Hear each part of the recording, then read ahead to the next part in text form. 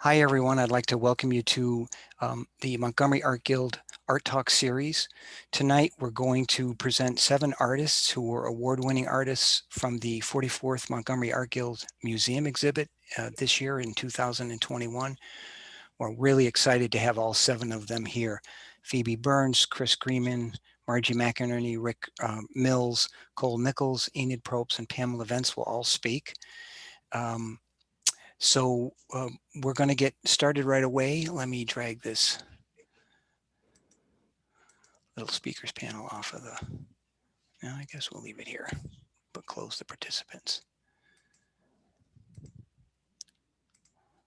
Okay, and Janice, you need to turn off your video feed.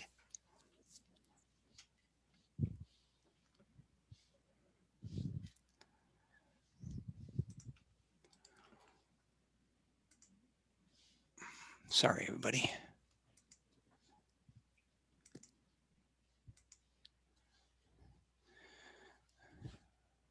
Okay, so let's start with Phoebe. Phoebe, you won a Montgomery Art Guild Award for your piece called Grin and Bear It. And I'm going to pull that up on screen so that we can take a look at it while you do some talking.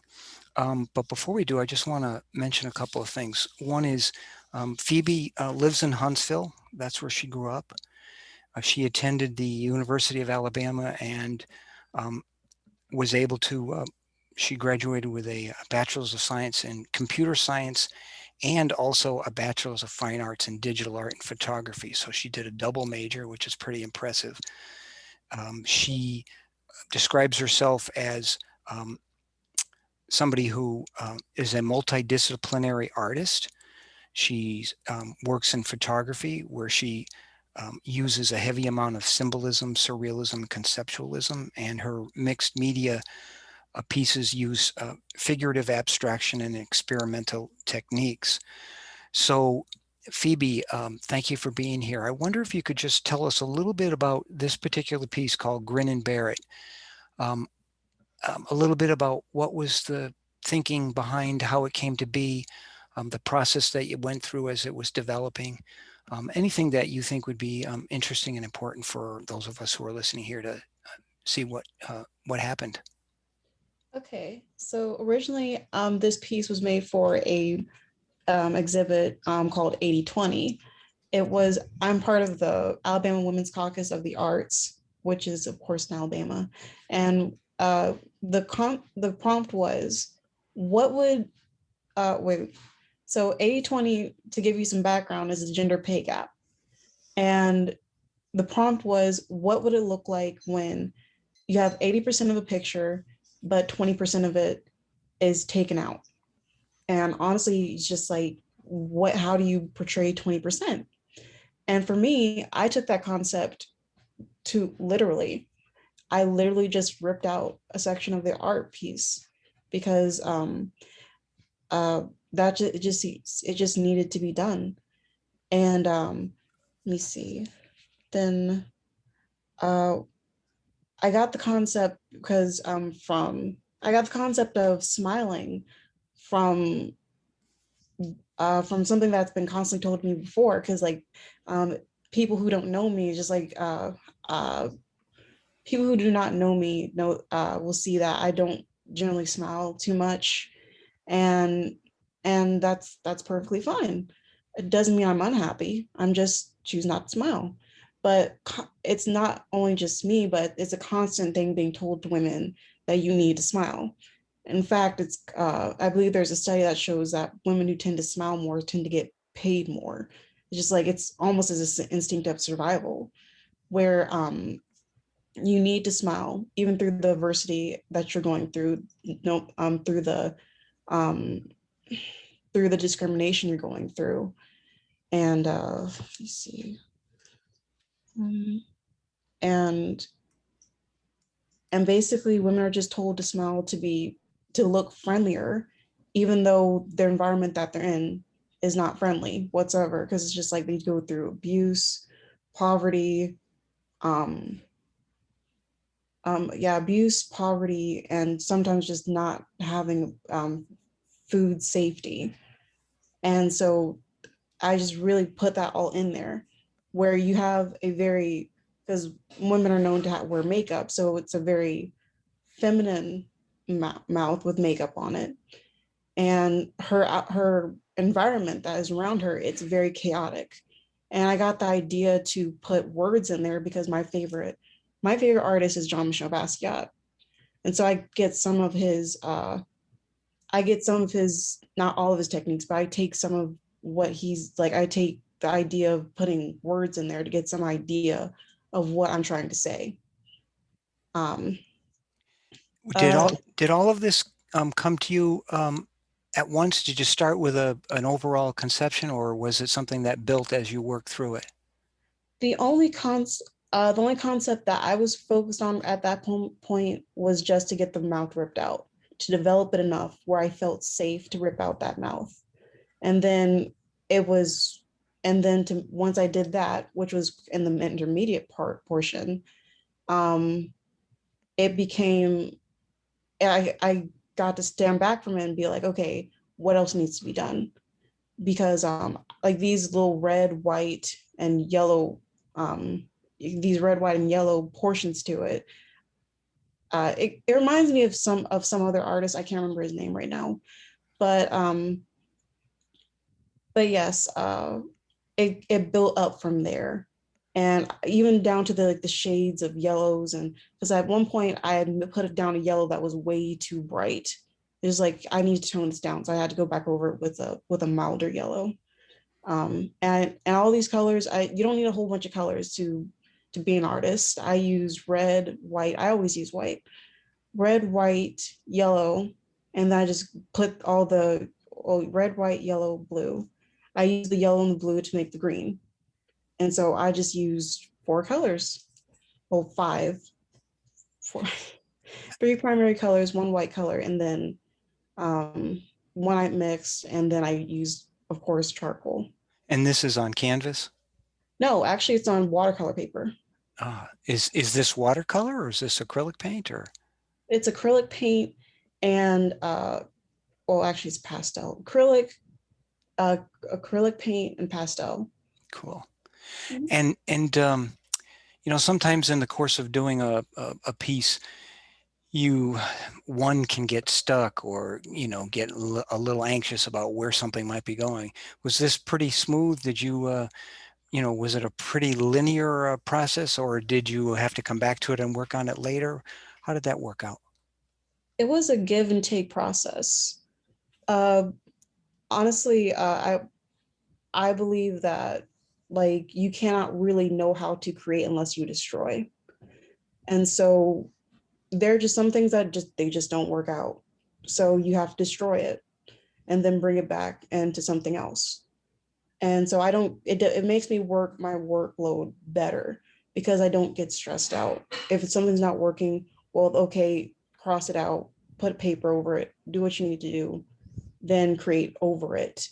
And like erasing is not your only means of being able to destroy it. There's other ways of doing it as well. Yeah, I know an artist who oftentimes will work on something and is not happy and will paint over and then start scratching through it and then Is it start something new. And it ends up being very interesting. And I'm a photographer, and one of my favorite photographers, Jay Micel, somebody asked him, your work is so wonderful. How does that come about? And he said, well, because I throw all the crap away. So, I think what you say is something worthwhile for people to think about and consider as they are doing some work. Um, did you show this piece to anybody, or get any input or discussion from folks while you were working on this? How did was there any of that involved in this? well before or after the exhibition was in? Well, I guess at any point along the way, it could be after you had finished the piece and get some feedback, or something that you discussed with a friend or a confidant who you trusted to look at work and give you some valuable insights. Well, one thing I was told before this went up was that it felt very graffiti like. And so I just was like, huh, that could be interesting. Because like as I said, I took some of these some ideas from John Michaud, and he was known very much for having his graffiti like his graffiti like workmanship to his work. And so I'm just like, maybe I can go explore that a little bit. And so that's kind of where I am right now in my present part of my work journey. But enough about that. But the main thing I get from people is like, oh my gosh, this thing is so huge. It's just like, yeah, it's it doesn't do the computer screen doesn't do it justice, but it is 44 inches in length and 84 inches wide. Yeah, I think you're absolutely right. And this is true for every piece in the show, but especially this one is. And that is, this doesn't do justice to it. And you really need to go out to the museum and see the show live and in person. The museum is open, and it's a fabulous show. And this piece is also really a wonderful piece. There's some things in here that when I was looking through a little bit of what was on the internet about your work, it talked about uh, ripping material, splattering paint, that sort of thing, and the abstract and the surreal. But there's also pieces in here that, for instance, that little area above the lips, it looks like it's two eyes and a nose coming down to the lips, sort of sliding to the left in an unusual and awkward way. And then it looks like there are some eyes below the lips. And I'm just wondering, was that something that, is that just coincidental for how my eye is seeing it, or is that something that you consciously worked into the piece? Honestly, that's what people are seeing. Like Okay. you're not the only one where that bottom area is just like, oh, it's an eye. I'm just like, well, I meant it to be something else, but okay, it's an eye. It can be very well an eye. Well, what did you mean it to be? I'd be curious to hear that. Those three patterns that are being repeated are actually just, to me, they're just teeth, gnashing of teeth. Uh-huh. That's something very looks, it doesn't look, it's just like where it's missing teeth in the middle, it makes up for around it. Oh, I'm glad you told us that, because now when you say that, I see that very much more clearly than as seeing him as eyes. Cool. Um, it said that you're a photographer as well as mixed media. Um, what sort of photography do you do? This is clearly something conceptual and experimental and all the things that along those lines. But what kind of photography do you do? I love to do surreal photography. Not a lot of people do that. Well, at least not a lot of people that I know from from talking amongst my other people. Um, it's a very it's a technique where you take a bunch of different photos and combine it together to make a whole another photo.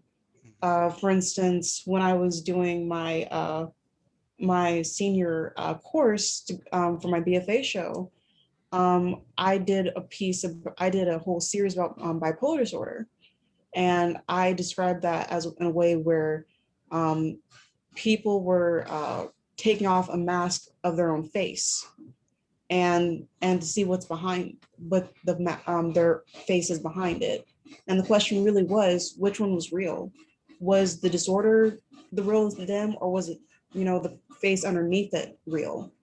And then it's not just one mask, there's multiple masks that comes with bipolar disorder. It comes and goes depending upon the mood. So you really, your work really does have something to say to people, not just this piece, but other things as well. Yeah. Cool. Well, let me ask you one other question before we go on to the next person. Um, if you had any advice or suggestions for anybody who was thinking about entering um, either the museum show or really any art show, do you have any suggestions or thoughts or approaches? Did you think about who the juror was? Did you consider, what was your approach to submitting the work that you decided to submit? Well, I know the juror because she used to be my African American art history teacher. So I knew what she liked, but at the same time, I wanted to put out there. I could have easily put in knowing some of the stuff that she likes and be like, okay, I'm going to put my photography um, and my drawings in there. But honestly, I didn't know, so it's just I put in there what I wanted to put in there, what I felt was the best. Put your best work forward. Yeah. Yeah. Um, it's just like, yeah, just put your best work forward. Don't just put something out there to put something out there and cross your fingers. Just put something out there that you know is going to have a good chance of getting in. Cool. Well, great. Thank you much. We're at 10 minutes or thereabouts, so I'm going to go on to the next person, who's Chris Greeman. Thank you, Phoebe. Chris, if you would turn your video feed on and also unmute, we'll get you up. I'm here. Okay. So there you are.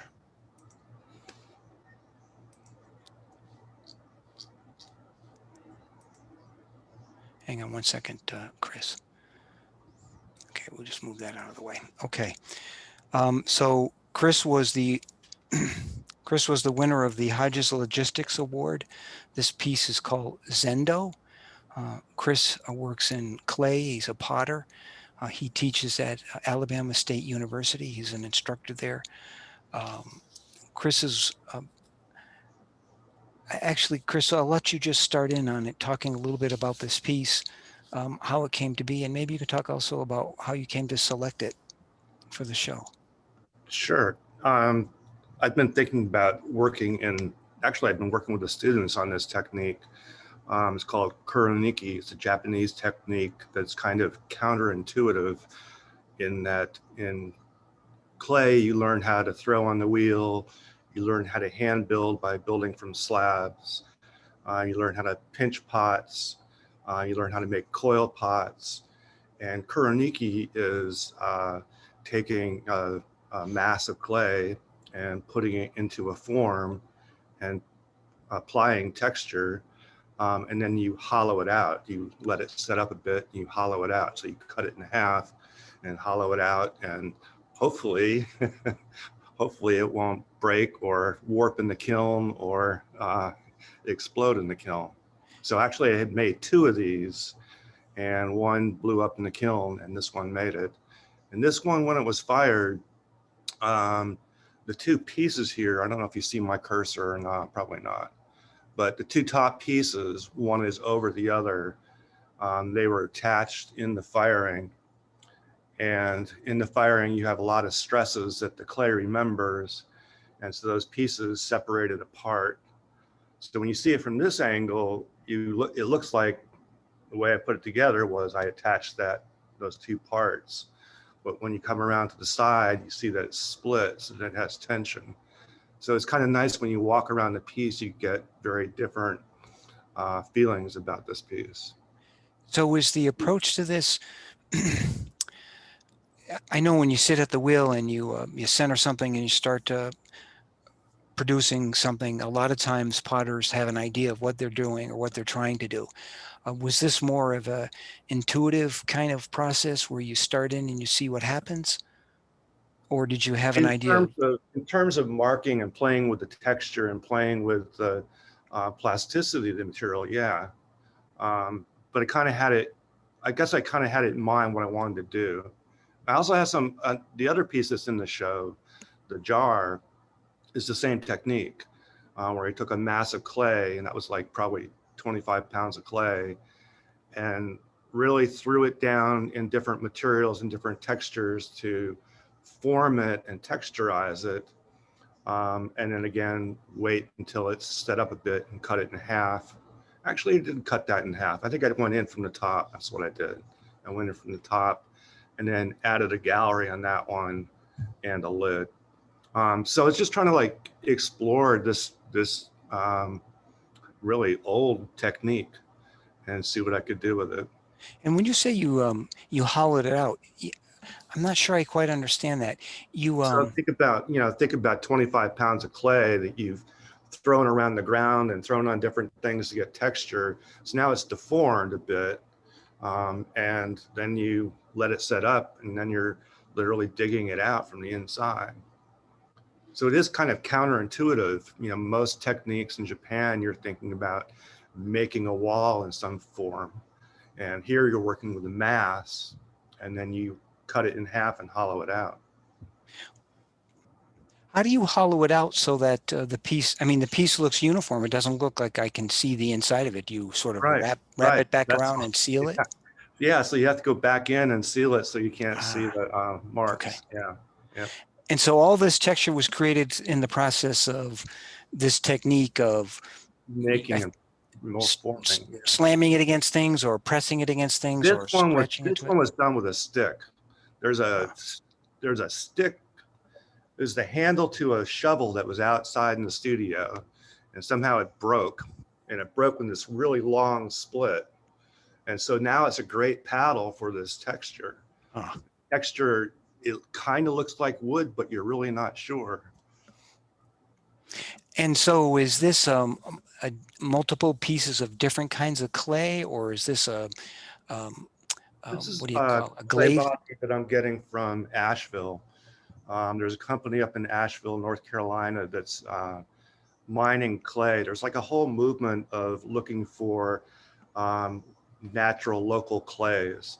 So that's kind of picking up on it. So it's this really dark, rich, iron-rich clay. This kind of, it's got a grit to it. It's real nice clay. I haven't put it through a wood kiln yet, but I'm sure it would be great. So this is clay. This is no. This isn't the what happens after you've glazed it and then fired it. Oh yeah, this has been glazed. So Okay. there's a Shino glaze on this. Okay. Yeah, so the Shino glaze on this one is one I've been using recently. That's a little bit more, it's a little bit more matte, it's a little bit more textured. It's got a lot more character to it because of thick and thins. It's thick where it's white. It's more orange on that dark clay body. And it's got really it's kind of like this kind of old, kind of rustic look to it. So And then what? I'm sorry. Go ahead. there's a, if you look at it, you kind of see it in this photograph, but so there's Shino glaze all over it. And then I've got a marking of black stain on top, taking a long-haired horsehair brush and just doing a quick mark as a Zendo would do on the form. And I did it on this face and the other face. Very So I cool. like that idea of, this is really taking that idea of a Zendo, of a brush stroke, and then solidifying it, making it three-dimensional. Well, so when you say Zendo, when I think of Zendo, I think of a place where you go, a temple, or Okay, but Zendo also refers to that perfect circle that you see in brushwork that supposedly when a Zen monk awakes from meditation, they pick up a brush and immediately do that gesture of a full circle. And sometimes they connect, sometimes they overlap, sometimes they don't. But it's a clue to um, where that monk made it in meditation. So what heights did they attain, or what kind of level did they attain? so this was a piece that in some ways was intuitive and let's see what happens, but it was also very thought Right, out and right, right. I interesting used to mix of think that. about making pots. You make a pot, this height or so. So we're talking 20 inches or so, and lay it on the ground after it's been glazed, and then just do a quick brush stroke. So I like that idea of abstract expressionism and that whole idea of the Zendo from a Zen monk. Well, I've seen a lot of your other work, and there is that sort of um, feel to your work and your, an aspect of um, I don't know if I would say it's Eastern or but it has that kind of a vibe to it. Could you talk a little bit about that? Have you ever studied in Asia or Japan? So my pottery instructor, I waited till graduate school to take ceramics. And so my pottery instructor was Ken Beidel, who taught at Penn State for his full career. And he wrote a book, Zen and the Art of Pottery. So he was just kind of older. I mean, he was 70 when I met him. So he kind of had this, he also wore his hair long, gray hair long, and he was very thin, kind of gaunt, but very, very brilliant. And he'd written this, he'd done the research for this book, Zen and the Art of Pottery. I think he ended up publishing it in '84. So I was about a third of the way through graduate school at that point. So I was certainly aware of the book, and then plus the buzz in the studio was always look to Japanese work for the best ceramics. That was a big influence. And I just kept on pursuing that. And then 2009, I went to Japan and to the Tokonami International Workshop for Ceramic Arts in Tokonami, Japan. And that was I think it was 5 weeks in Japan with 9 other artists, international artists. And we made work, sweated, and fired 2 kilns worth of work. Wow, fabulous. Great. So great. we'll sort of wrap this up. What did you, this piece and the other piece, what made you decide to submit this work as opposed to some of the other fabulous stuff that you make? You know, selecting the best work that was in the studio at the time. So yeah. Yeah. I've applied to the show since I've lived here, and I think I got rejected at the museum show once, and I think I got work rejected from the bank show once, maybe twice. But well, lucky you. well, And congratulations. Great show. It's a great show. So oh, it is. It everybody. is. Yeah. All right. So thank you, Chris. We're going to go on to Margie McInerney. So Margie, if you would unmute and turn your video on, and Chris, if you'll turn yours off, and then we'll get Margie up and I'll pull her piece up. Are you there, Margie? I'm here. Can you hear Okay. me? Yep, I can. And there you are on the video. Okay. So Margie's work called Marina in the Morning won the Watercolor Artists Award. We'll guess that this is a watercolor.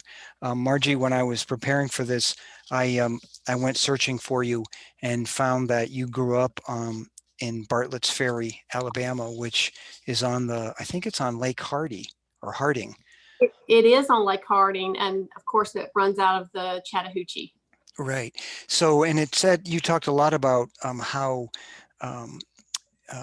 your appreciation of nature and growing up in that kind of a setting, and then the things that you did in terms of traveling. Clearly nature has had a big impact on you. So maybe you could just tell us a little bit about, in this image, where is this marina? Is it real or? It is real. Actually, I live in a community in Pike Road, Alabama called the Waters. I am nervous, even though you told me not to be.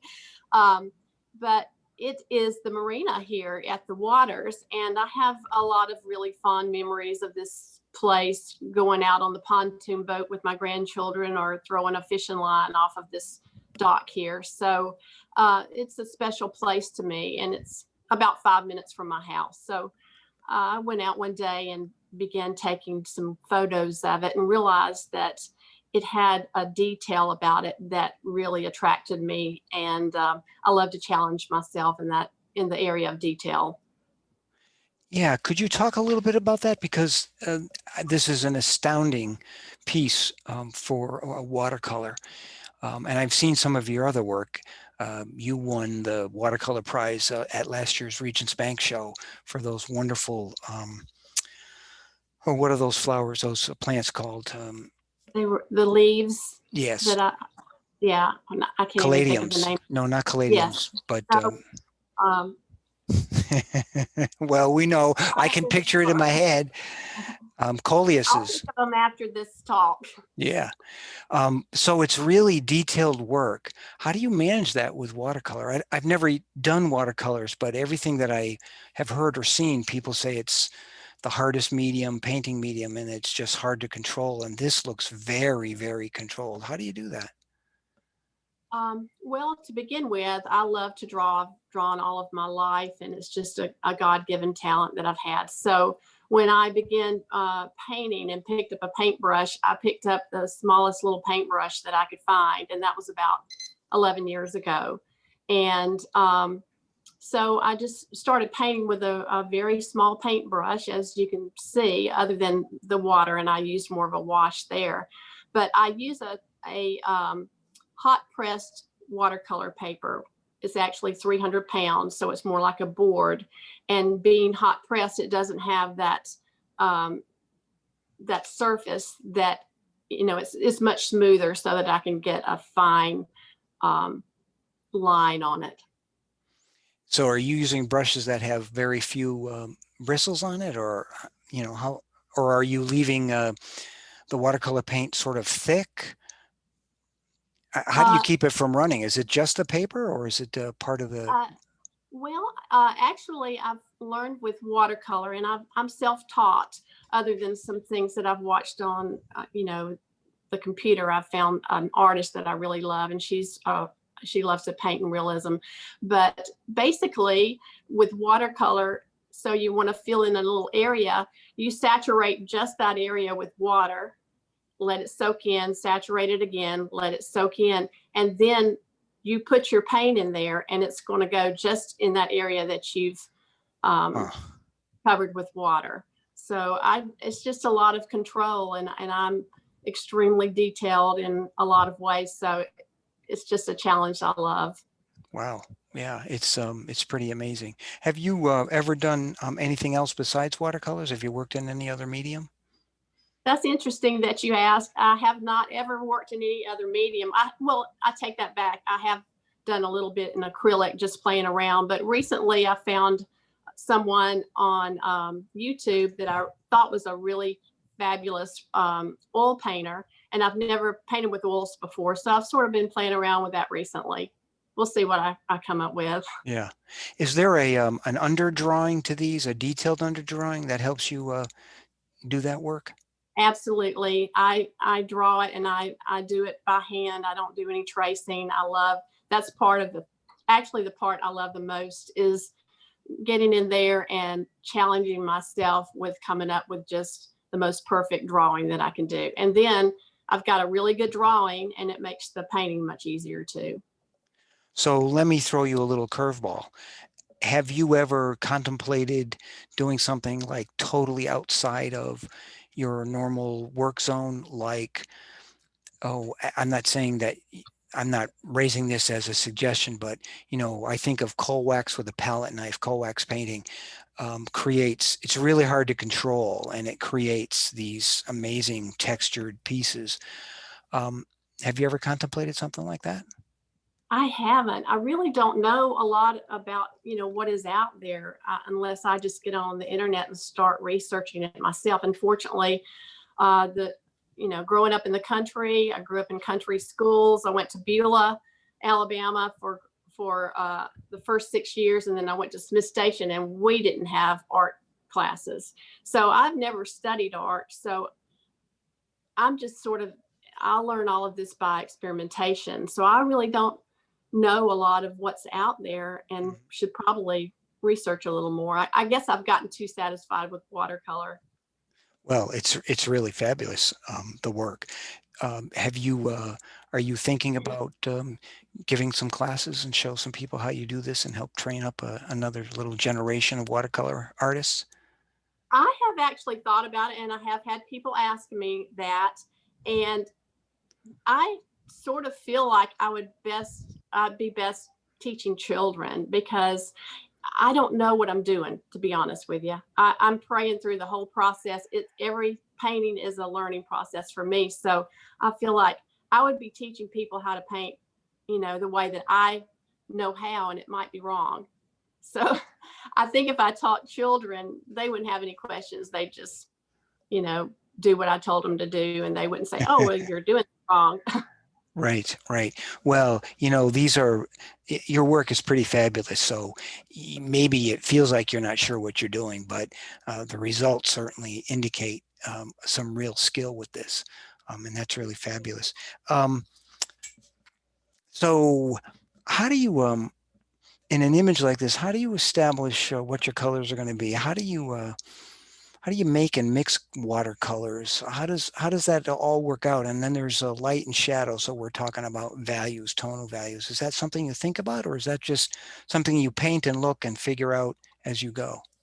A little of both, but I do sort of figure it out, you know, ahead of time a little bit. Not as like now that I'm starting to paint a little with oil, I realize you mix all of your oil, your paints to begin with.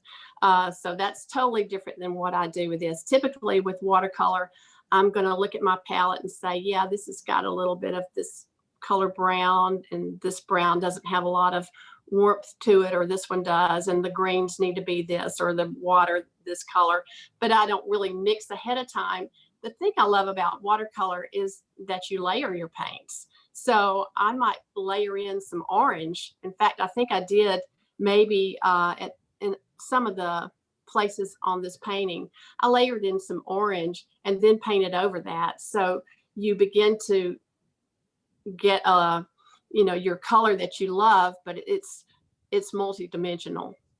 Right. It's sort of what comes up in color theory, where you're either putting colors beside each other or one on top of the other, and because of the way this the paint, the watercolor paint, plays and shows through, you're probably getting a very interesting third color, or an essence or sense of a third color. Exactly. And Cool. And not so much in this particular painting, I didn't have much of an opportunity to do it, but in a lot of my paintings I do of plants and botanicals, I will do a layer of yellow underneath just about everything I paint, and let that be the first color I lay in. It soaks into my watercolor paper, and then I put the color on top of it, and it sort of brings out a glow to the painting that you wouldn't have otherwise. Otherwise, it would look sort of flat. Huh. But like I said, in this particular one, I didn't have a lot of opportunity to lay in yellow. It would have been too strong for this particular painting. So this is a specific kind of heavy paper that is more like board. So when you're layering colors on, I've fiddled with some pastels, and eventually, even if I'm using a heavy sandpapered type of paper, the tooth fills and you can't get any more on, and all you're doing is scraping off the pastels underneath it. So how does that work with this? Is it the characteristic of the paper that you can put one color on top of another on top of another? Does it ever sort of fill up, or how does that work? Oh, it does. I know exactly what you're talking about. I think key is to let it soak in. You have to get your paper, that little spot that you're painting, pretty wet, so that whenever you put the paint on there, it soaks in. And then whenever you put another color on top of it, it's not going to mix like you're mixing paint on a palette. You're just layering another color on top of it. And so you're sort of keeping the colors separate.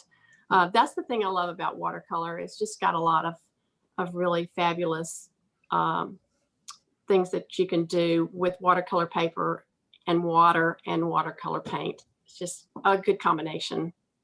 Well, I hope you teach children, but I also hope that at some point you have some classes for adults. I know the museum oftentimes are looking for people, and I think because your work is so wonderful that even if you don't have a detailed explanation, sometimes just by watching somebody work is a really good way to begin to learn and develop something in a particular medium.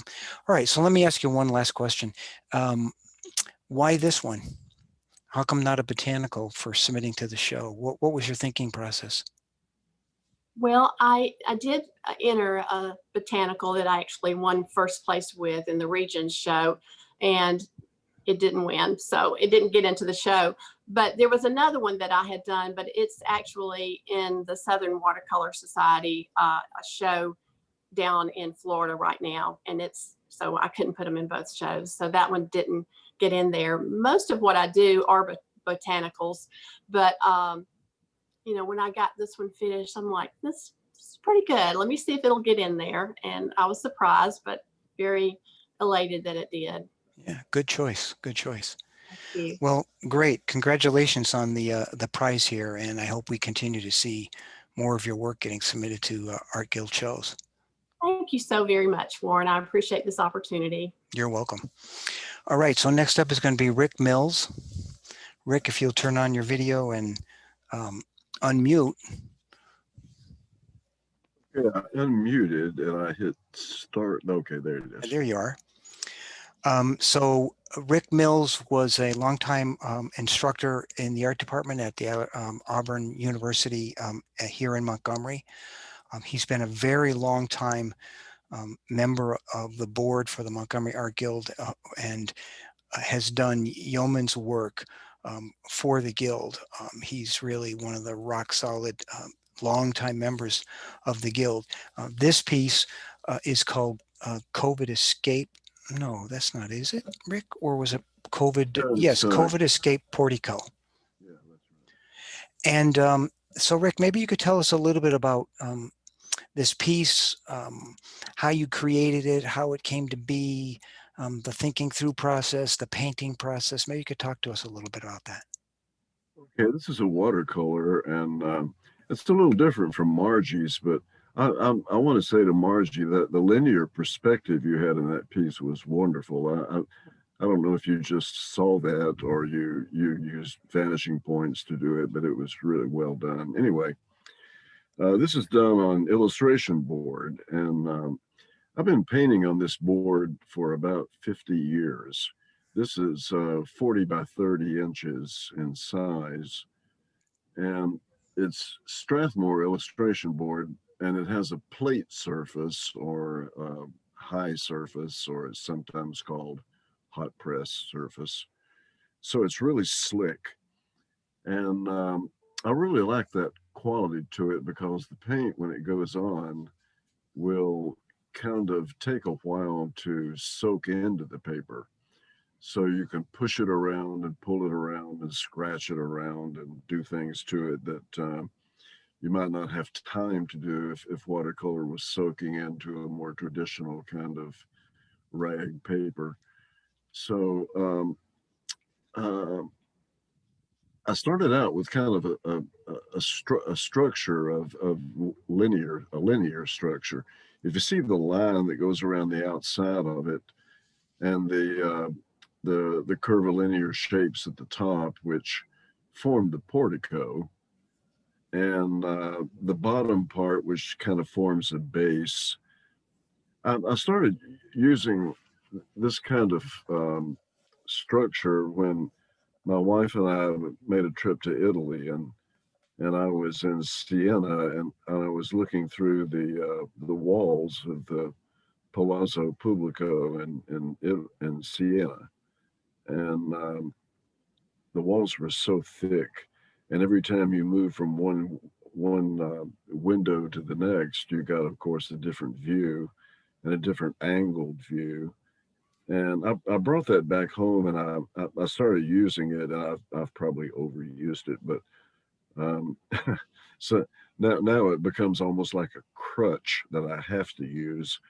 I'll alter it some. Sometimes it'll be more of a Gothic-like pointed structure, and sometimes it'll be a more angled curve. But it gives me a chance to do two things that I really like to do. I like to be able to take structured shapes and make them work as much as you can anyway with unstructured shapes, or shapes that are curvilinear and spontaneous, and just random Zen-like marks, and I'll make those kind of marks, sometimes transparently and sometimes opaque kind of marks. And I like to draw into it. Sometimes I'll use I like to use I don't use graphite so much. There's an Anaconda pencil, which is it's a black, but it's not a shiny black, that I like to draw with. And Phoebe made a really interesting comment about destroying a piece after you get it started and then reclaiming it or bringing it back to life. And I do that 3 or 4 times with every painting. Because I'm able to put paint on a slick surface and wipe it off, I can put it on, wipe it off, put it on, wipe it off. I remember seeing a video by Jack Levine, who was doing a portrait of his daughter, or maybe it was his wife, I can't remember. But it was on a huge canvas, and he took this gigantic brush and black paint and did this wonderful linear sketch to start this big full face portrait, shoulder length portrait. And I looked at it and I thought, how is that possible that he was able to do that with a mark like that? And then he said, nah, and he took a rag and wiped it away. And he said, that was too easy. It happened too fast. You know, it's going to look too superficial. And I kind of feel the same way. If you accept the first thing you like, you're almost always going to paint yourself into a dead end at some point. But if you paint a certain length of time, and even if you really like it, you just really got to be willing to tear it apart and destroy it and use the fragments of it as underpainting for the next structure that you build. And that, if you look at the top middle part of that, you can see some of that going on, I think. That happens also in the blue strip that moves through the, just below the middle. And if you look down at the bottom, in that really dark area, I worked over that about 20 times and was never satisfied with it. And finally, I got this kind of barely visible kind of linear mark, dark shadow kind of things. And it reminded me of, I don't know if this has ever happened to you before, but you're like a child, and you go to sleep at night, or you can't sleep, and you look in the closet and you're seeing just the outside edges of shadows of clothes hanging there, and you think, oh, that's a person. And it's kind of frightening, and at the same time it's really an interesting kind of shape. And those kind of things are going on at the bottom. Now, disingenuously, I put COVID in the title of this, and maybe it's disingenuous, I don't know, but it was done during the shut-in time of the pandemic. My wife and I got back from the Galapagos and Machu Picchu, and we got back the week before it would have been impossible to leave Peru Wow. for who knows how long. Right. And I brought back just some wonderful visions of shapes, but I also brought back this chaos that was going on in airports and around Lima about the pandemic growing. And I'll have to admit, during the lockdown time, I had one of the most productive painting periods of my entire life. Oh, wow. I just, got up every morning, and, what else is there to do? You can go out and get sick and die, or you can paint. And I'm thinking, well, a second option may be best. Yeah, I think so. Yeah, especially since I'm like 75 years old and I'm, high risk. And I, just felt like I needed to stay away from people. Yeah. Anyway, I got a lot of work done. Well, I look at this piece, it's called COVID Escape Portico. And as you've described the process and how it came to be, I love that. But I have this, so once you paint something and it gets out there, you no longer own it. It becomes the property and the ownership of everybody who looks at it. And so when I look at this and I think about COVID, I think of that bottom portion sort of like being the catacombs. This is the Italian catacombs where you're going to go in there and there are skeletons, and that's where they buried their dead. And then there's all this insanity above it, where these little marks against that blue background, and it's people running around in the world.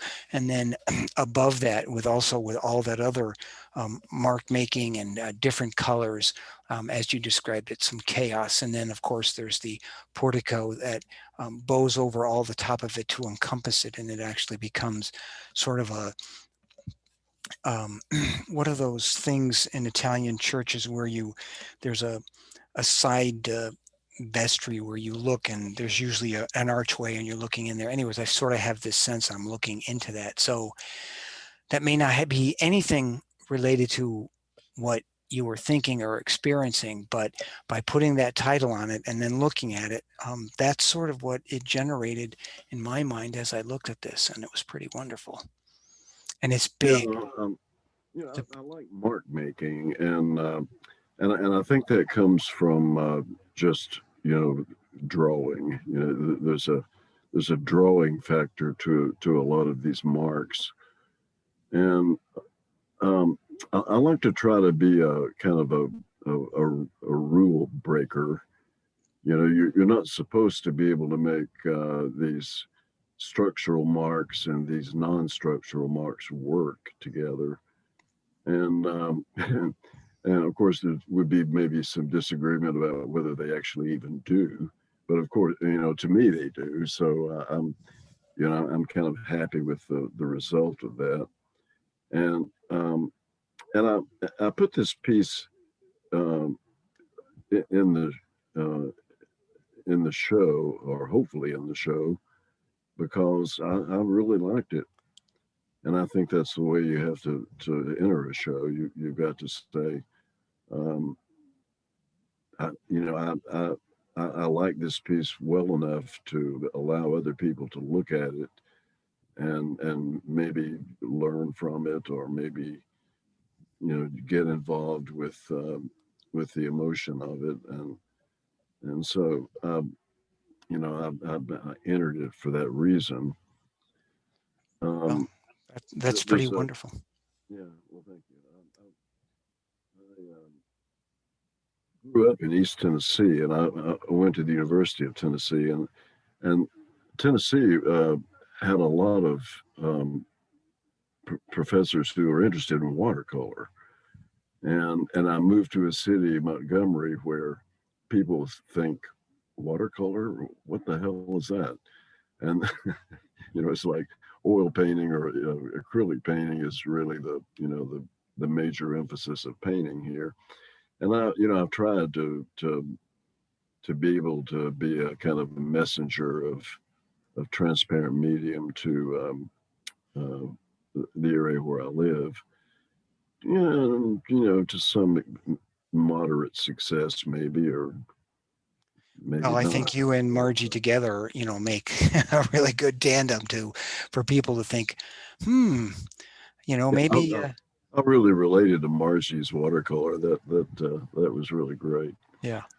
So this piece here won the Jimmy Lee Sable Award, and I want to congratulate you again on that award. And it's a fabulous piece, and it's really large, and it's a piece that you really can't appreciate until you see it in person. So if anybody hasn't seen the show yet, get out to the museum. It'll be up through August 1st.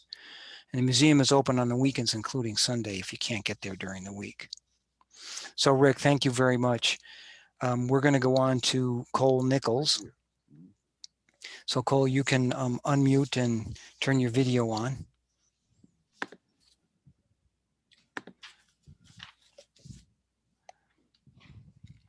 Hey. Are you there, Cole? I mean, yeah. Okay. Is your video turned on? Maybe, let's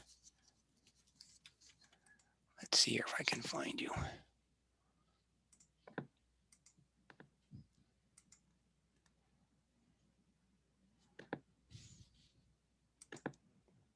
Oh, there you are.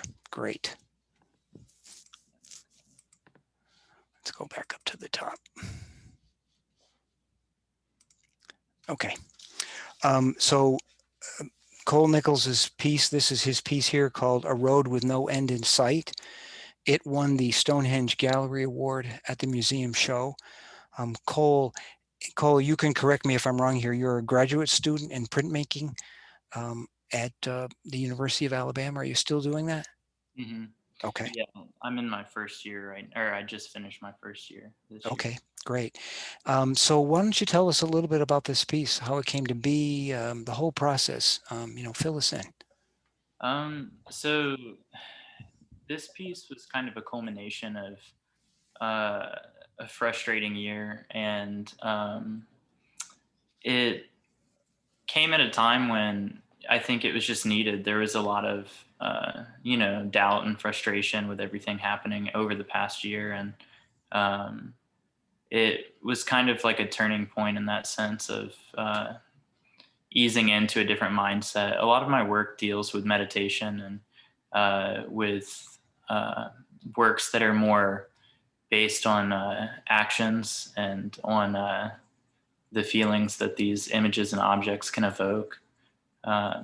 So that's kind of how this piece came to be. It's a drawing on slate.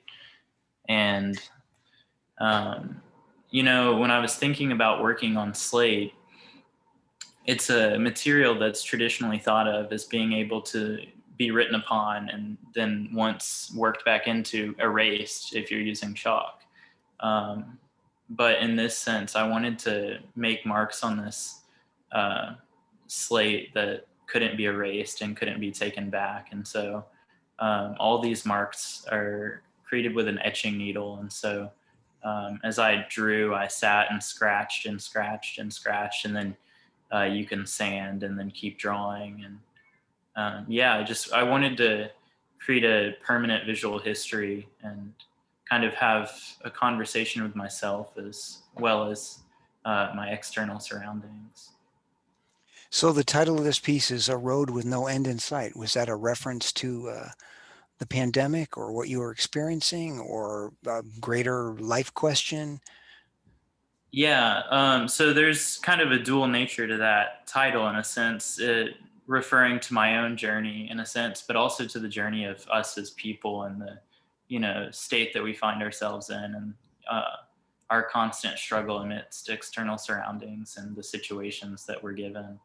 And it was just kind of, it came about while thinking about many different things while spent in lockdown and just sitting alone at the house.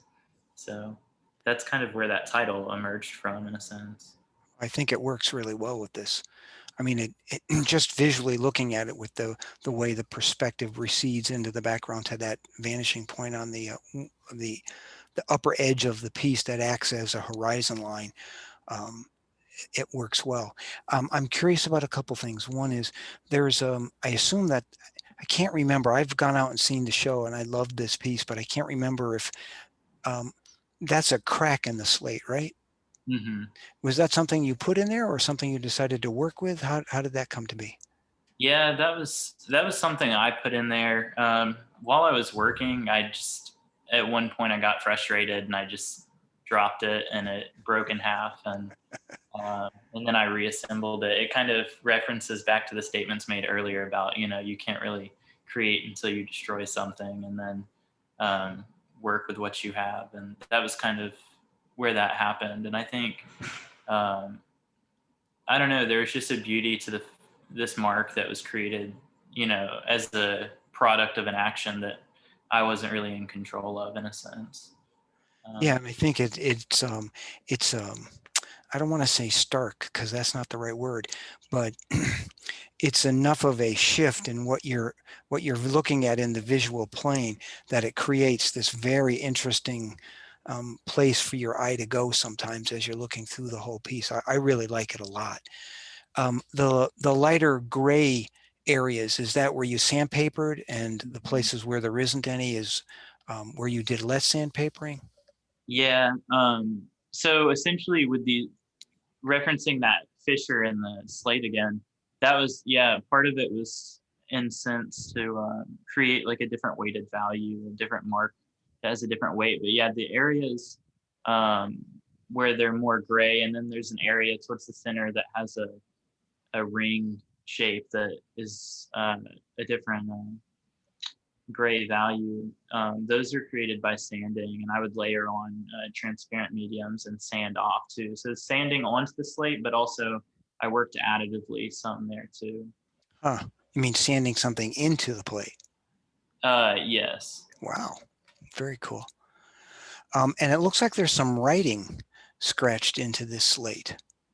Yeah, there's a lot of writing. So how I started with the piece vertically, and I wrote just kind of thoughts to myself. And while I was working, I just was writing on the piece and kind of rotating it and writing. And so that was something that I was really excited about, because there was a lot of there was echoes and whispers of my own autobiography within the piece itself, but also it gets concealed and buried underneath the drawing as it developed. And yeah, some of it's possibly readable, some of it might not be. I can't even really recall what all I wrote on there. Well, Uh, that the part that I looks like it's most legible, it looks like it says we haven't had any contact. mm, Um, and if maybe I'm reading that into it because I'm thinking about COVID and the whole experience of that. But anyways, so why did you choose this piece to submit? Did you submit other work? How did you come to this? um, yeah, I submitted one other piece that was a blackboard that I created out of textiles, and so it was kind of a piece that referenced this one in a sense. But um, I just select pieces that are really powerful or meaningful to myself, and that I feel some sort of investment in, and that the work might have struck a chord with me or speaks to me in a certain way that I feel like it might be impactful to others in a sense. And you're a printmaker, so this isn't exactly, I mean, I guess in some ways you could say it's a little bit like that, but this was sort of outside of what you normally do, or is this something you do in addition to the printmaking?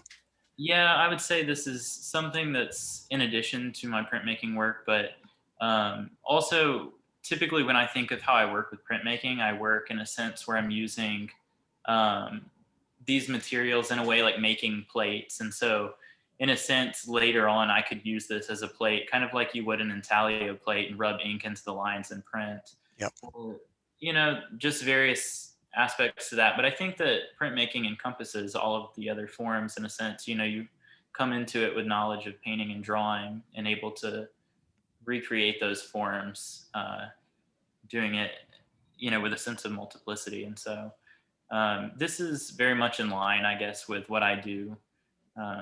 I'll do prints, but lots of paintings and drawings, and Cool. yeah. Do you know Deborah Riff? She's a printmaker in the Birmingham area. I Um, don't.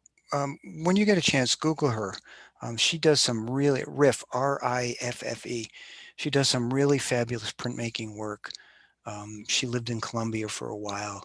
She's lived in Birmingham for quite a long time, and she's just a wonderful printmaker. So, is there anything else you'd like to say about this or the process, or? Um, I don't know. Okay, so you have another year or two at the University of Alabama? Yes, I have 2 more years left before I'm. Okay, and then you'll graduate with an MFA. Yes. Great, great. Well, congratulations on this piece and the award winning. And, hopefully we'll see you again in the show at some point in the future. Thank you. All right, cool. So the next person up will be Enid Probst. And this is her piece. And it's called Thread of Life. And I'm so glad that Cole, with his slate piece, came before Enid's piece. There's sort of a little connection there, but Enid, I'm going to let you just launch into this and tell us a little bit about this. I will say one thing. Enid is a geologist by training, and I'll let her tell you the rest of the story. Well, I don't know where to start so much. So I am a geologist and an artist. And so I know where to find rocks and I understand how they formed. So I understand how to break them and the minerals and that sort of thing. So I'm very interested lately in using Alabama rocks. So the upper portion, the ground in this, I'll call the ground, and the lower grays and the upper whites and pinks are all from marbles in Silicaga that I collect. And then I break them down into these smaller pieces. So sometimes they can be quite large, but I have the tools. And then I also know what rocks not to mess with because they're difficult to cut. So anyway, this piece, The Thread of Life, I every morning, or as often, usually every morning, sometimes I don't make it, I try and do thumbnail sketches of different things. And about 2 years ago, maybe, I was dealing with a lot of anger and frustration and sadness at the level of healthcare in our country towards the poor and the elderly, because it was affecting my family members. And so in my sketchbook, I had these scratches, just this, like almost, I just started scratching in my little thumbnail boxes. And then they developed over time. And when I went back and looked through my sketchbook, I thought, you know, I keep doing this over again. I should make a mosaic of it. And so how I started with, so that was my original thought. And then I started sketching it out. And in my little more thumbnails, then I did the triptych and the 3 panels. And then I thought, and then I got to the point of having to decide on my materials. And unlike painters, which would be really great, I do destroy some pieces, but you know, once you set these pieces of stone and minerals in mortar, to change anything, it means you get a hammer and you get a chisel and you just start oiling away at it. So it's something you don't really want to do. So I really try and get things sorted out first by doing little studies, actual studies of using the stone that I want to use. So in this one, I did use slate to start as a background, and everything was going to be vertical. Everything was going to be vertical, and the white marble was going to be vertical within the black slate with these gold pieces. So anyway, that's just an example of I did many different studies until I just gravitated to this. And I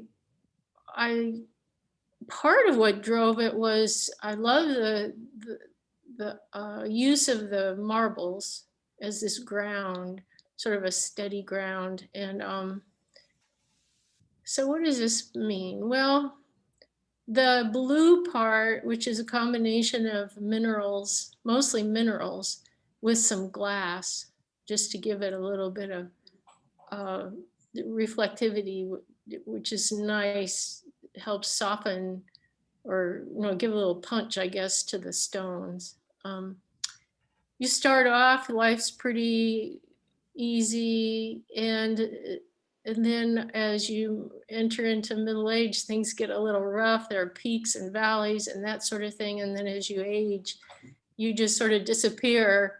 But this one thing that continues is the spirit. And so a lot of in my recent work, I'm trying to communicate with people on a spiritual level. And it's a golden thread of life. So the spirit and the soul in my belief system continues. The body turns to dust or whatever, but the soul continues, and it's gold. This is actually gold that I use. And it's hard to see the line, but the line goes all the way through. And then the lower part was the ugliness that I was facing and trying to help family members, and the ugliness and the confusion and the sadness and everything. And so these are pieces of glass, and they're very roughly cut. I mean, they're very roughly cut. So you don't want to like draw your hand across it. It would just shred your hand. Rough cut, mean sort of pieces just stuck in on a randomly. And that ugliness and that harshness pushes in the center panel during, I guess you could say, the majority of your middle years, pushes that ground down and to make room for itself. But as we age, sort of our basic self starts to once again emerge. And I guess that's pretty much what this means. Let's see. So this piece, there were a couple of pieces I liked. I went into my workshop and I chose the ones that had meaning for me. And I also thought were technically, that I pulled it off technically. I did a good job of one, expressing what I wanted to express, and two, putting it together. It's very complicated laying of the top layers. And I thought I did a really good job of incorporating the pink and the white. And then in just the cutting, sometimes I look at it and I went, wow, I can't believe I cut those. Because I get pieces that are sometimes the size of a fist, sometimes the size of a football, and then I have to cut them down into these very small pieces. And Are you using hand tools or larger saws and blades? No, I use hand tools for these. I could use, I do have 2 wet saws I could use, but in this case, I used hand tools. I have several different specialty hand tools. That is a chisel embedded in wood, and a hammer has like a chiseled end. They're called a hammer and hardy. It's a traditional mosaic tool. So this is kind of interesting. You mentioned that you really sort of have to get it right the first time after you put it in to the mortar. Otherwise, Well, you're I'll pounding. say it helps to get it right the first Okay. time. You can So- pretty much destroy a piece sometimes if you go back, which is okay. But anyway, sorry. Yeah, that's okay. So you also mentioned you did thumbnail sketches and worked in little sort of thumbnail pieces of playing with the things to see how they fit together. And that sounds like it's a little bit different than some of what the other artists were talking about tonight, where they're able to work on something and either scratch it out, paint it out, tear it out. It seems like it's a bigger challenge here. You've got to actually think through the process a little bit. Yeah, you have to think through this process. And the other thing is, when I do the drawing, I do a drawing and then I do multiple paintings and overlays to get so the whole process from beginning, a lot of time is spent developing the idea and understanding how you're going to place these pieces of stone, because like I said, they're embedded in mortar. Right. And so those could fall off the wall and they're not gonna, something on the surface might snap, but the thing's not gonna fall apart because it's right.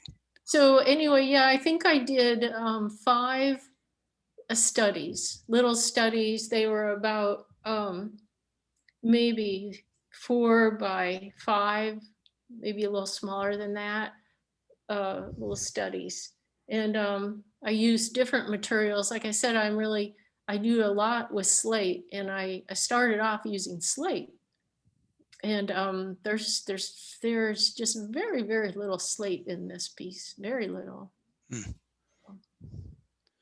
Well, it's a really wonderful piece, Enid, and it's really fascinating to hear you describe that whole process of both what it means and then how you make it actually come to fruition. So it's really wonderful. And congratulations on winning the award as part of the show. Thank you. Okay. Thanks for inviting me. You're most welcome. Thank you for being here. Okay, so the last person up will be Pamela Vence. Pamela? There we are. So Pamela is, correct me if I'm wrong, Pamela, you're an instructor at, oh, hang on one second. I got to get to that page. Birmingham Southern College in Yes, Birmingham, and you've been in. You were actually the person who created the photography department. I did. Um, I did. yeah, this is this image here, which is a photograph, is called "Through the Looking Glass." So maybe you could tell us a little bit about this, and also, I'm kind of fascinated. I saw something about how you work and the idea of formal composition and minimalism and some other things. Maybe you could Right. just talk about this image and that in a more general way. Yeah, I visually am kind of a minimalist with surrealistic tendencies.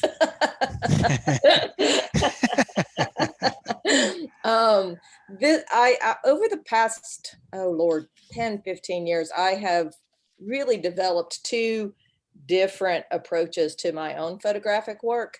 This particular piece is one of, I'm fascinated with the way in which the camera abstracts our sense of space.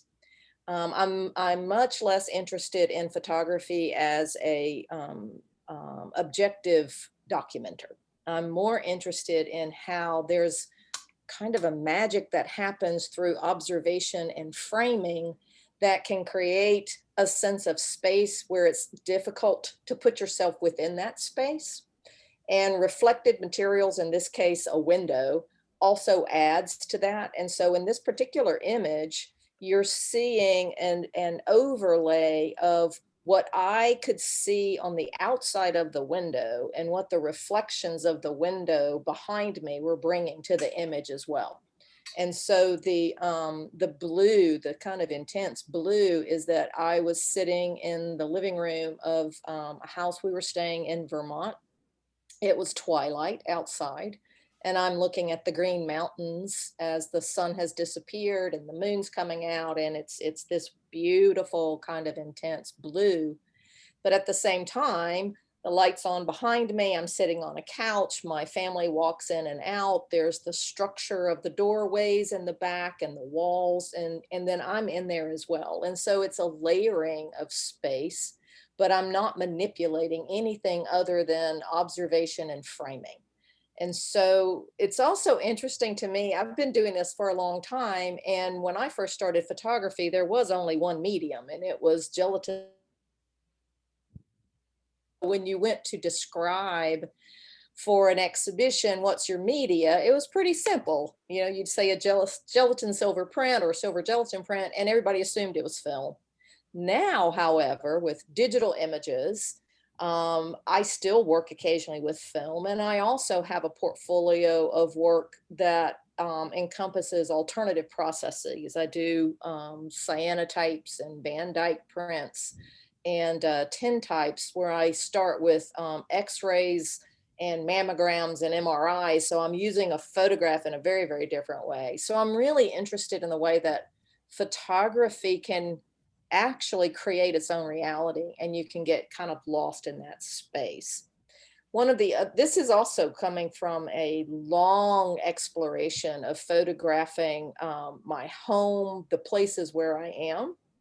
And that started when I had children, and I couldn't really go anywhere, but I wanted to keep working. And so I began photographing the house where we were raising our kids, particularly at night.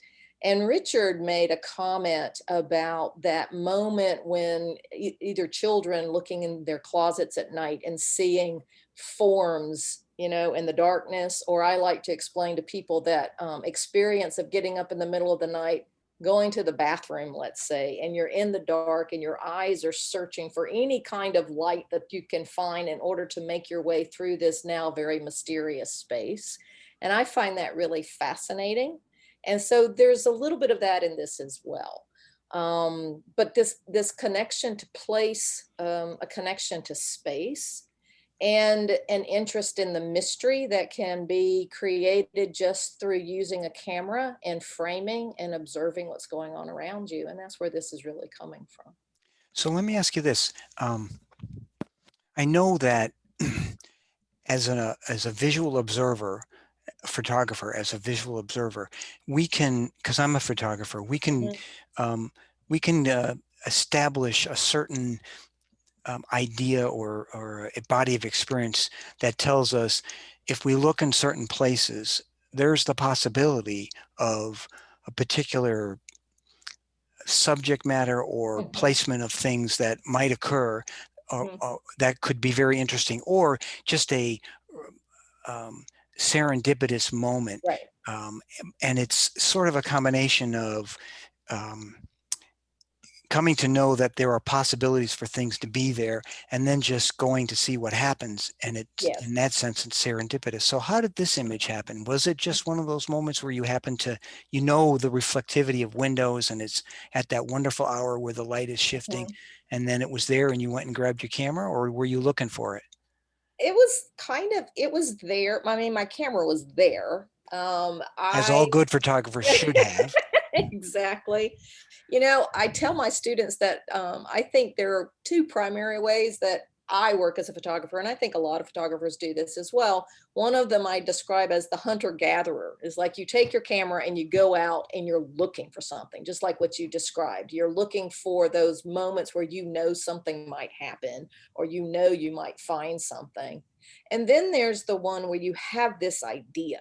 You've got a real clear idea of what you want to explore, and you go and you try and find that as well. And that's more of an agriculturalist way, like you lay the groundwork and then you kind of let that happen. This was really serendipity in many ways, because I sat on the couch, I was looking at the landscape. I really wasn't, I didn't sit at the couch to make a photograph. I sat at the couch to look at the landscape and to enjoy the light. I think, as you know, all photographers are in essence after light. I mean, that's really what we're working with. That's the medium of photography, is light. And then as I began to let my eyes kind of take in what was happening beyond just the landscape, it was like, oh, here we go. This is what I really see. And now I get out the camera. And unlike someone who draws, and I draw occasionally, but drawing is not my means of really expressing. But every frame I take in my mind is a page out of the sketchbook. And so I am using the camera in the way that one would use a sketchbook, but instead of a pencil, I'm using either the sensor or the film in my eye to compose. And so I probably did this for almost an hour before there was no more light that I could actually use. And so, you know, there are several frames. And then you come back. I also like to tell students this too. I always wait before I edit my images. It's a reference back to working with film, where you have to, because you have to go through the And you process. put some distance between Exactly the exposure and the work. Right. So that what I'm looking at that point is not so much what I thought I was getting, but what I actually got, and hopefully looking at it with fresh eyes. Yeah. I have a very good friend who's a photographer, and he turned me on to this idea that we sketch with our cameras. Exactly. And I really love that. I mean, sketching isn't click, click, click, click, click, click. Sketching is looking, letting something play with your sensibilities, and then taking a picture and then looking at it and then doing that again. I really love that process. And one of my favorite photographers is Jay Meisel's, who's in New York City. And I've watched a couple of videos of his, and I actually had a chance to take a one-day workshop with him. Anyways, he talks a lot about, he says it's really not composition, it's framing. And the way that all of the graphic elements, the visual elements within the frame, how they play together and how they play with the frame is so crucial. So I really liked it when you talked about that. Yeah, it is. And I'm also, you know, I'm very much aware of space. I come to photography from sculpture. My undergraduate degree is actually both photography and sculpture. And I still do on occasion, we'll do some sculpture, but I've really kind of become more and more into the photography, though I do think that my interest in things like tintypes or Van Dyck's, where I'm mixing the sensitizer and I'm working with the physical, something much more physical than photo paper, comes from that interest in sculpture and this kind of hands-on approach to photography. But in this case, the space is as important as anything else. And it's that layering of the space that the reflective surface allowed me to explore with a camera. And then of course, like any good artist, I like to have my self-portrait kind of hidden in there as Right, well. right. I do also try, or I'm very aware too when I'm doing these, that some of the elements in the background have these kind of narrative suggestions. So it's not just purely formalistic. I like the fact that you can see the refrigerator in the back and that there are magnets on the refrigerator and there may be a note there in the refrigerator. So I like to have these sort of hidden narrative elements that the longer you look at the image, the more they come up. And it's not, as I said, as much about compositional structure as it is about mystery. And it is about seeing something that maybe you didn't expect to see in those back spaces. So Wonderful. I find that very interesting too. Well, so this piece won the Delure Award, and so congratulations on that. And what I invite everybody to do right now is to unmute and turn your videos back on. I'm going to stop sharing the screen so we can all see each other. And we can take any questions or comments, anything that anybody wants to raise. You can ask any of the artists. If you unmute, you can just speak out. Try not to step on each other while we do this. And we should just have at it for as long as we want to.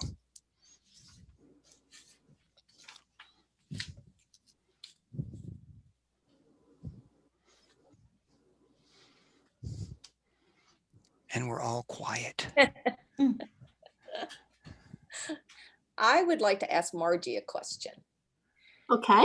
You mentioned that you went to this space and you take photos. So obviously I'm the photographer, I'm interested in the photos. How do you see the watercolor process transform what was a photographic study into something that's more? What happens in your head when you do that? I don't think I can answer that. That's a very good question, but I remember telling another artist at some point that asked me a similar question. I said, I don't know, it just goes into my brain and it comes out and this is what I saw. That's why I like realism. You know, I like the way that I saw that, I want it to come onto this paper. And, you know, I guess I just start with a very good drawing of that photograph that I'm using as my, you know, my subject. And I really don't know what the process is. It just, you know, it goes into my brain and out onto the paper.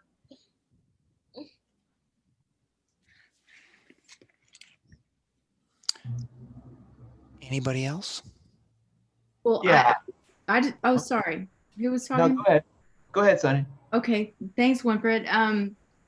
First of all, fabulous conversation. Yeah. Thank you for Really. facilitating, Warren. Most of my questions I had when going to the show, which is also amazing, were answered. So thank y'all for that. Margie, I'm so mad at you for being self-taught. I don't know what 45 years of my life have been spent doing, but okay, great. But Pamela, I really have a question for you in that when I went to see the show, I don't know if it was the graphic designer in me that needed your mat to be centered because the white was off-centered. But then I realized the black was counter-centered so that everything actually was centered. That was fascinating to me. Like presenting for a show and all that, people say, you know, the right mat, the right frame, but you had to intentionally offset the white mat and offset the black mat so that everything. Can you please explain your decision in that? I'm fascinated. It's going to actually be as much of a process of the fact that I don't have a whole lot of money. And so I have frames and mats that I interchange. And so for the larger prints, they're all basically the same size, though every now and then I might crop them a little bit different so that their proportions are off a bit. And then I have to work with the space that I have. But I also really do like images that seem to be symmetrical, but they're not. Because again, it's this underlying mystery that occurs that the longer you look at something, the more you'll see something, or the more you'll go, wait a minute, that's not what I thought I saw. And it even falls to the mats too. But truthfully, I'm trying to economically deal with these large pieces. And so that I don't, so I mean, I'm not wealthy. I teach at Birmingham Southern College. But I do notice when those happen and I have to kind of work with it. But I like that sort of sense that they seem symmetrical, but they're not exactly symmetrical. Yeah. Thank you. I appreciate that. A little honesty. Yeah. Well, it's a huge photograph. I mean, yeah. Winfred, did you have a question or a comment? Yeah, so my comment / questions for Cole. When I saw, so there's a, non-representational works are very tricky, complicated, whatever. They often require some explanation of some sort or, backstory or whatever. But when I saw his piece that he did on the slate and I saw that crack in it, that was the thing that captured me the most, honestly.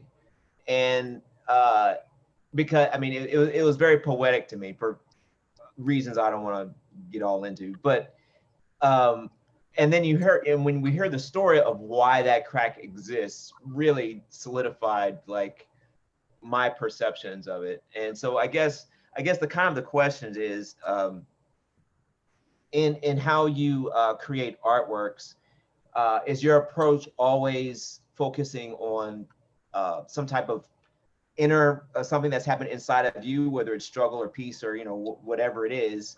I guess is your artist statement or your the way you produce things, is it usually centered away around your own feelings and emotions or things? Are you trying to express those, or is it just other subject matters?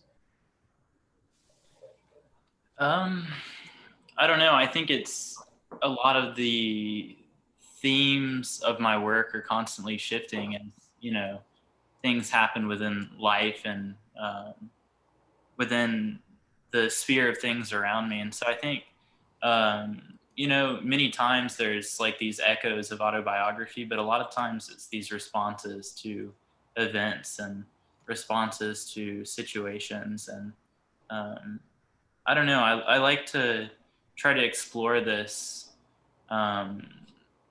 this range of emotion where it's really personal and very intimate, but yet there's a universality to it where like, it's so intimate and so personal that there's a level that almost anyone can understand. And so I guess that's like the approach is where I come from.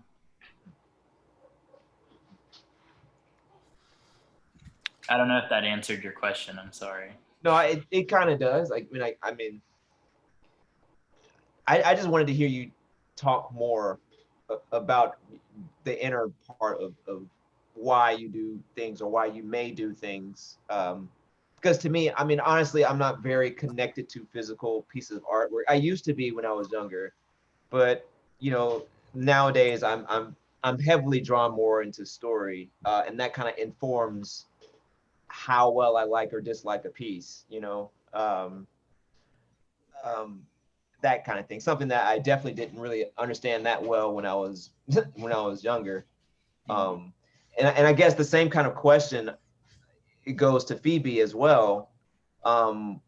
With her, with the title. I know you mentioned that you were prompted to do that piece based, to take away 20% or whatever percent it was of the piece. Do your other works? What do you like for your work to focus on the most? Or was this something that was personal to you, or was it just something that you were just thinking about at the time, or like, I'm not sure exactly what the question is, but could you explain just like maybe how your life has affected or affects your work, I guess? Your audio. Maybe you're muted. Oh, you can hear me now. Sorry. So yeah, you're asking me really what's more important to me, concept or getting my message out there. And I would say that my what's important to me is message over concept. The concept is really nothing without the message. So it's just like the concept is really there just to push it forward, to be able to make sure that like it's to make sure that you question what is the message here, and for you to look for a deeper meaning than what you physically see right now. I will admit that sometimes like I will go out and play with new things. Like right now I'm playing with blacklight photography because it's really cool and interesting to, to put up a black light next to some luminescent powder and paint and see how that works. And right now it's a very experimental time right now for me. But at some point I want to be able to take the graffiti work that I did for Grin and Barrett and put into photography and do this mashup of like drawings and like graffiti drawing and graffiti drawing and photography to get this new style of surrealism that I have not tried.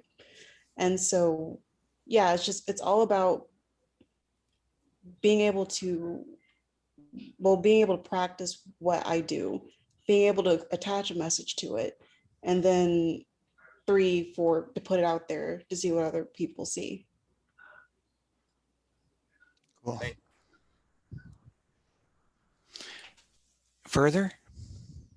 Yeah, I have a comment that also regards Phoebe and Cole.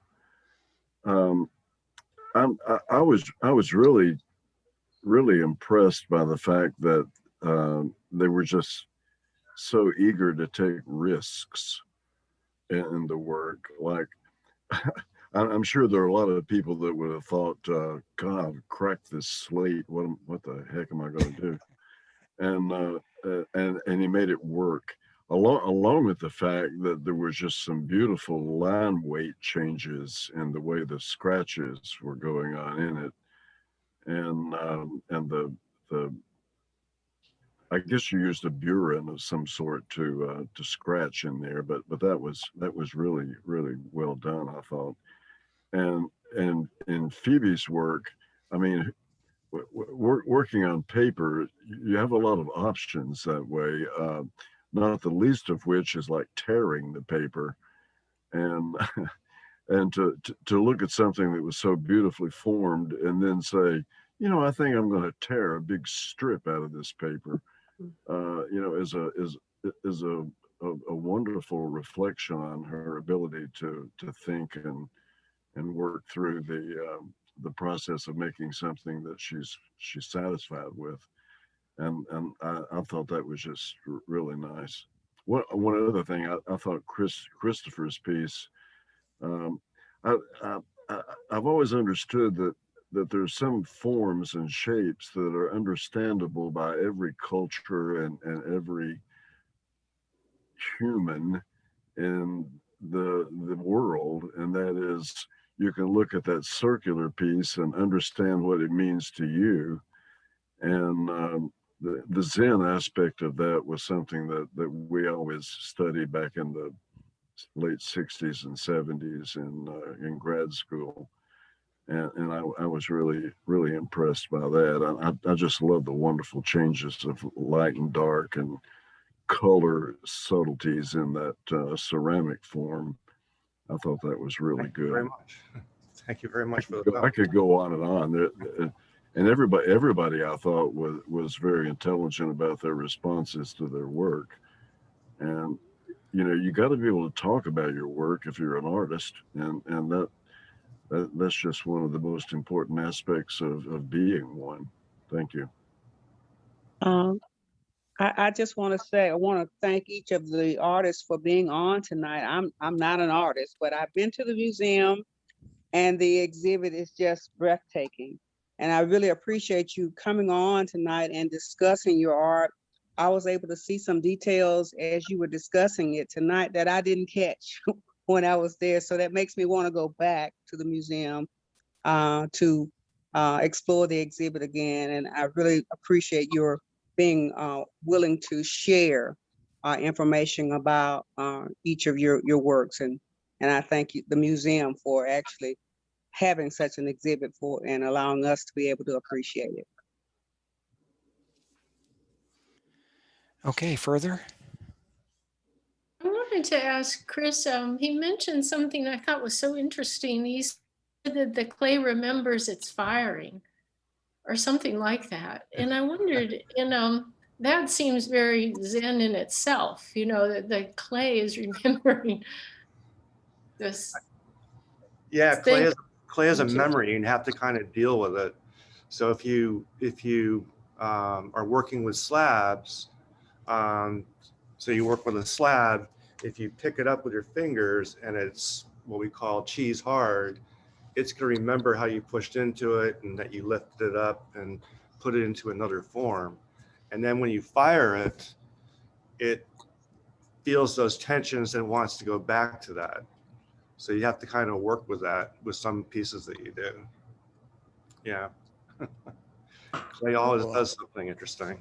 Yeah, when you were describing it, was like a living thing almost to you. It was this, I mean, that was how I heard it. Thank you. You're welcome. And I think you and I feel very similar about the material we work with. I mean, you're deeply involved into studying rocks and then seeing how you can manipulate them into images. That's great. So next week on Monday at 6:30, another 7 artists from the show will do the same thing that we did here tonight. There'll be a moderator. We'll get to hear a little bit about their work and a little bit about themselves. So you're all invited. I think you all got the email that has both the links for tonight's meeting and for next Monday. So I hope you'll come and participate in that. I would really, really love to thank all the artists who came here tonight. This was a really fabulous set of presentations. It's so I'm a photographer, but I learned something listening to all of you talk about your artwork and the way you go about it. And it's very educational, and it's a learning process for me. And I think it's true for most everybody else who's here, regardless of what they're doing. So thank you very much for being here. I really, really appreciate it. And I hope everybody will consider submitting work to Montgomery Art Guild shows in the future. The next one up will be the Regions Bank in the fall. So with that, I will say thank you all, and we'll end the meeting. Yeah. Yeah. Thank you. Thank you all. so Thank much. you. Good night. Thank Good night. you. Thanks.